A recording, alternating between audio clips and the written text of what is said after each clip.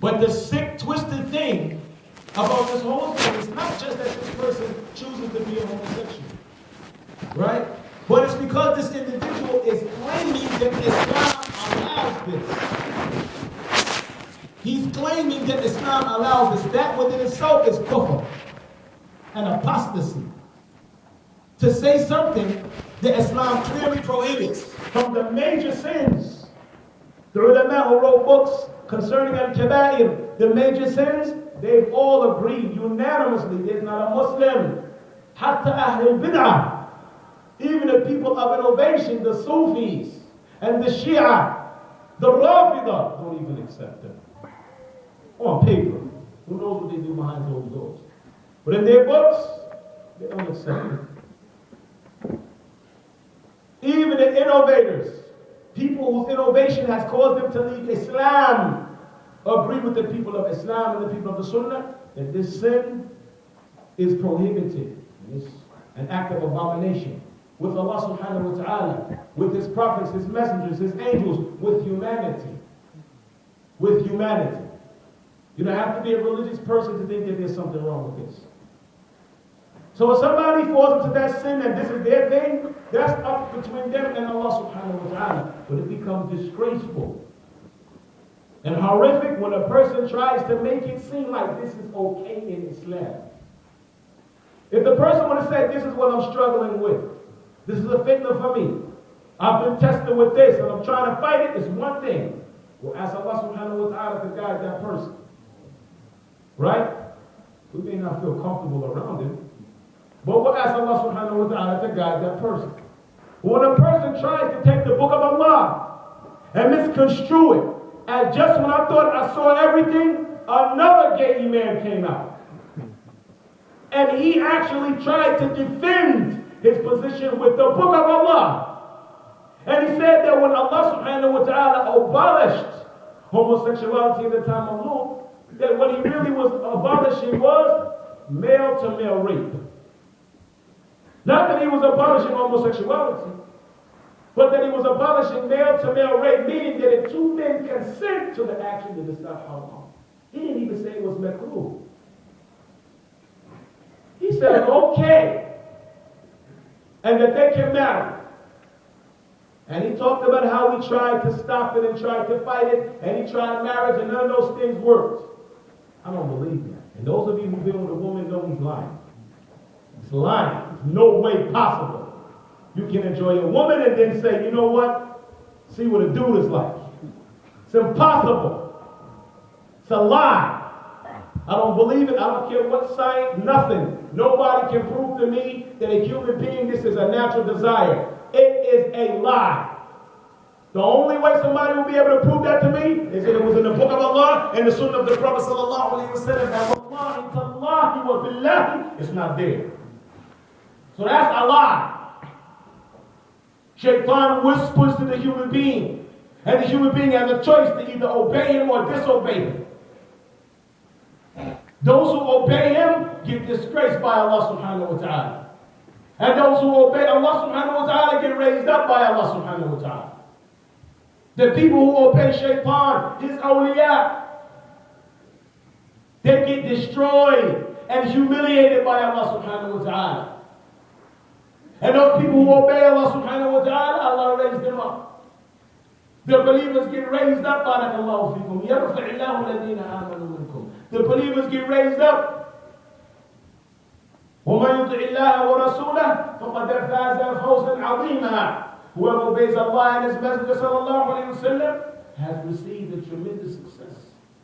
إِنَّ لِلْمُتَّقِينَ مَفَازًا. The believers receive a tremendous reward from Allah subhanahu wa ta'ala. But the people who disbelieve, Allah subhanahu wa ta'ala made it very clear that they spend their abode in the fire for eternity. خَالِدِينَ فِيهَا. For eternity. So it's one thing for a person to come and commit a sin and say, this is a sin, it's despicable, this is wrong, I have to change.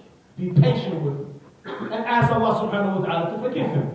But when you try to make this sin, this corrupt action, this innovation in Islam and in humanity, in nature, in the fitrah, when you try to make this innovative abomination part of the religion and make it okay and invite other Muslims to it, now you went way too far. And the people have to be warned against you. Okay? The people have to be warned against you. Again, we're not going to anybody to take any action other than to learn your religion and learn how to teach people that this is not from Islam. Because there are many people, Muslim and non-Muslim alike, who don't know anything about Islam. Nothing. When I say nothing, I mean nothing. Nothing except Allah is God. That's as far as the end goes. Period. They don't know nothing about Salah. They know nothing about fasting. They know nothing about nothing. Take my word for it. Consider yourself to be blessed and favored by Allah subhanahu wa ta'ala if you know how to recite al-Fatiha properly. Consider that a favor. That's a ni'mah. Don't take it for granted. Be thankful to Allah subhanahu wa ta'ala. Nowadays you have to go even further than that. Consider it a favor that you don't think that homosexuality is okay. And it's even sicker, not only does the person think it's okay, because there's some of us that have some shubuhat with some things in religion that we're struggling with, but we don't tell anybody. Some of us have things that we don't really understand, right? Why can a man have more than one wife? But they're too scared to get into that conversation. Why can't a man have more? Why is it like that? Why can't the women? This, that, and the third. But they know that this statement, you're starting to play games now. You better be careful. You start questioning Allah subhanahu wa ta'ala's legislation. And you go too far with that. And you start to doubt the validity and the justice in that. Huh? The adala. Now you have a problem because you're on your way to kufr slowly. And Shaitan will take that and he'll get a hold of it and play with you. There's some people who want to ask how Allah rose above his throne. Just like they will tell the innovator asking them now. Right? But they know this question is not something you're supposed to ask, so the brothers stay away from it. But within, they wonder. Some people don't understand the color, but part of them is let them sit with it all the way. And instead of exhausting themselves, reading every book from the ulama of Ahl-Sunnah to try to figure it out to the best of your ability. Meaning, according to the way the Prophet ﷺ and the companions understood it without going any further, you read one or two books, hear one or two statements, and you just live with your doubt, but you don't verbalize it. You will never talk about it amongst brothers. You will never call anybody to have that doubt if your personal fears are Allah subhanahu wa ta'ala. But when a person with their sickness and their evil and their corruption, they start to invite people and call people to this evil and to this corruption, that's when it becomes catastrophic. And that's when the people have to warn against these individuals. Okay? That's when the people have to warn against these individuals. It's not because we want to be aggressive. And we don't have anything better to do than to talk about people and criticize people and put people down. But we have to warn our children. They have to understand from an ilmi perspective, from a knowledge-based perspective. Because before, you could just rely on how disgusting the idea of being with a man is. That was just disgusting enough. You don't have to explain to anybody why that's wrong. 6-year-old, 5-year-old, 4-year-old child will see two men together and go, yuck. Babies.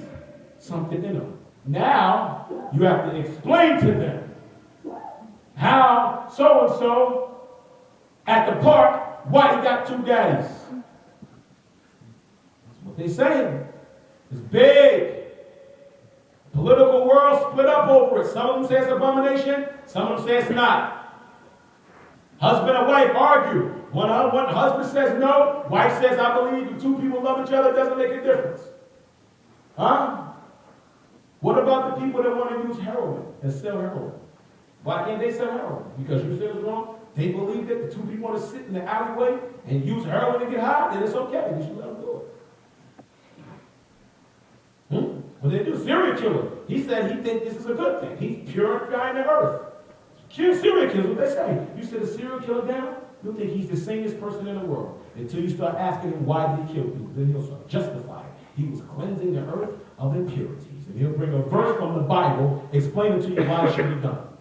You sit the Khawarij down. And you ask them, why are you terrorizing people? Why do you kill people? Innocent people. What are you running around blowing people up for? And they'll try to take something from the Quran and justify it. But we all agree that all of that's wrong. When it comes to homosexuality and innovating things into Islam other than homosexuality, a lot of the Muslims sit back and let it pass.